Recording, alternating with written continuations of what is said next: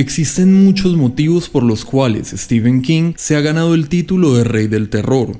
Sus personajes, sus historias, sus villanos, casi todos son resaltables. Entre estas muchas características hay una que destaca casi por encima de las demás y son los escenarios. Y es que King es un maestro a la hora de retratar un lugar con un funcionamiento o una sociedad en particular. Tal vez uno de los mejores a la hora de crear especialmente pueblos con sus pequeñas sociedades y entretejidos. Pero además de ellos también se destaca a la hora de crear lugares malditos, particulares e icónicos. Entre ellos, uno de sus fuertes, y como lo es también para el género del terror global, son las casas embrujadas. Las mansiones encantadas o casas malditas de toda la vida, pero como es típico en el autor, y tal vez otra de las cosas que lo han hecho destacar sobre otros escritores, dándoles un giro particular, pues en su literatura rara vez encontrarás el típico cliché de la casa llena de fantasmas donde la familia se muda y comienza a experimentar sucesos paranormales, uno tras otro que se van intensificando, una historia que se ha contado en el terror una y mil veces hasta el hartazgo. King no cae en ello, sus casas, tanto como sus personajes, monstruos y demás, siempre tienen un algo particular, algo que las hace apartarse de la típica historia y a la vez las dota de personalidad y las hace mucho más aterradoras. Estas son para mí las 10 mejores casas embrujadas de Stephen King. Número 10, la casa de los Campbell. Comenzamos, como es obvio, con la casa quizás menos aterradora en esta lista, pero aunque no es una casa espectacular, lo que no causa de terror lo causa en sentimiento y nostalgia, pues carga con todo el peso de una de las novelas más importantes en la obra de King y uno de los personajes más aterradores e icónicos, nuestro querido San Bernardo Cuyo. No entraré en detalles, pues muchos conocemos la historia de Cuyo, pero sí diré que lo sucedido en la casa de los Campbell es una de las situaciones más oscuras y trágicas que han sucedido en su universo, y tú dirás, lo que sucedió en la casa de los Campbell es muy aterrador, pero no hay nada de paranormal en la historia. Y el detalle es que no nos concentramos particularmente en lo que sucedió en Cuyo, a pesar de las menciones a algunos hechos paranormales relacionados al San Bernardo e incluso a Frank Dodd, sino a lo que sabemos de la casa por novelas posteriores, especialmente en Needful Things, donde visitamos directamente la casa de los Campbell años después y nos damos cuenta que esta no solo está manchada por el fantasma de la tragedia, sino que dentro de su abandono fuerzas oscuras se mantuvieron en ella. Y cuando Polly, nuestro avatar personal en este viaje, la visita, llega a sentir la presencia del mismísimo Cuyo. Una casa que permanece allí en las afueras de Castle Rock, rodeada por historias y fantasmas de quienes murieron allí y especialmente de nuestro queridísimo San Bernardo, además de cargar con todo el peso de una de las novelas más amadas del Rey del Terror. Número 9, la casa de los Creed.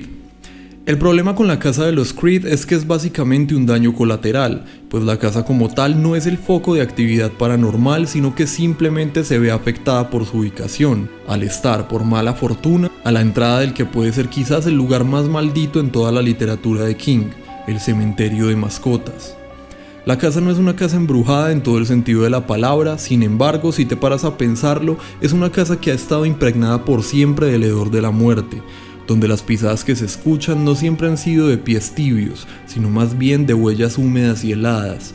Una casa por donde literalmente ha caminado la muerte, tanto en carne, en los cuerpos de humanos y animales, como en espíritu, en forma de fantasmas que incluso tratan de advertir del peligro.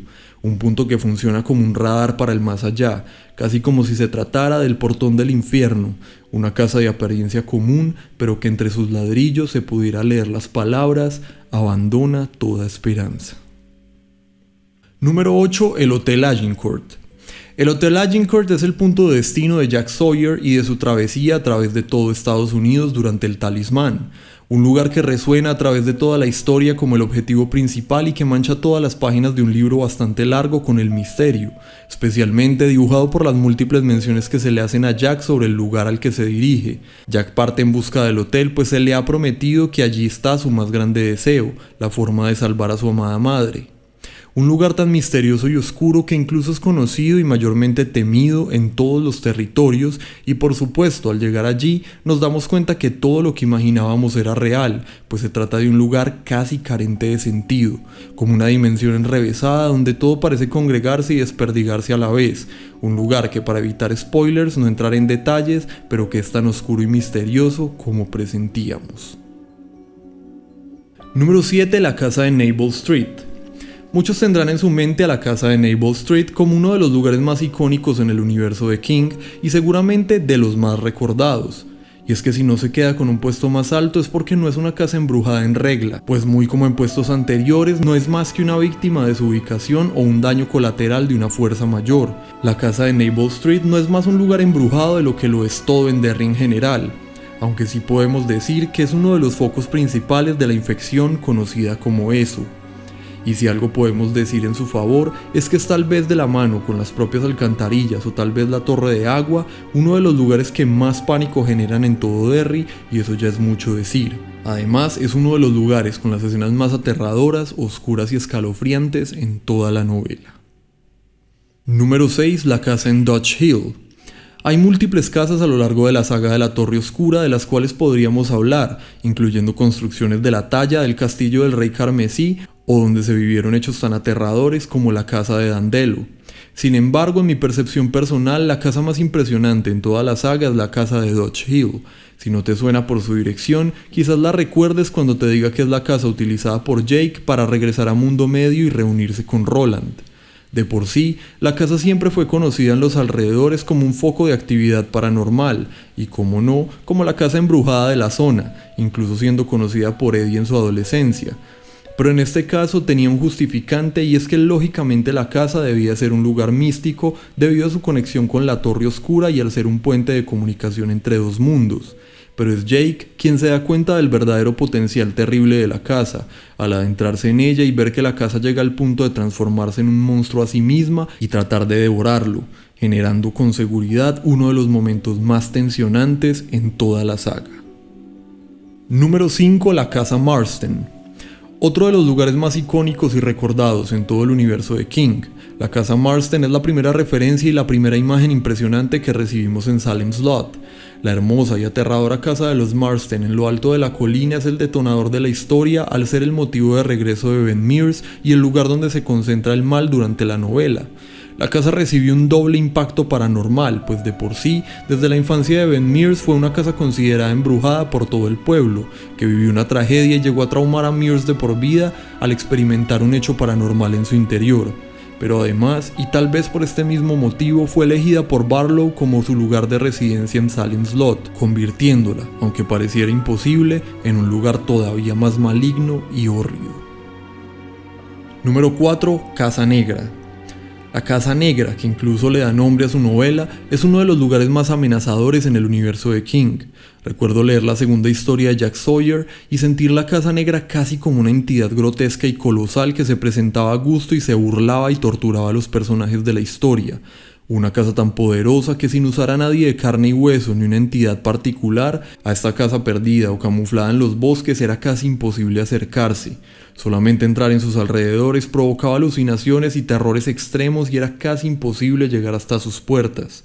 Y mejor, pues si solo su exterior era aterrador y una experiencia cercana a la muerte, descubrir lo que oculta es una experiencia todavía peor.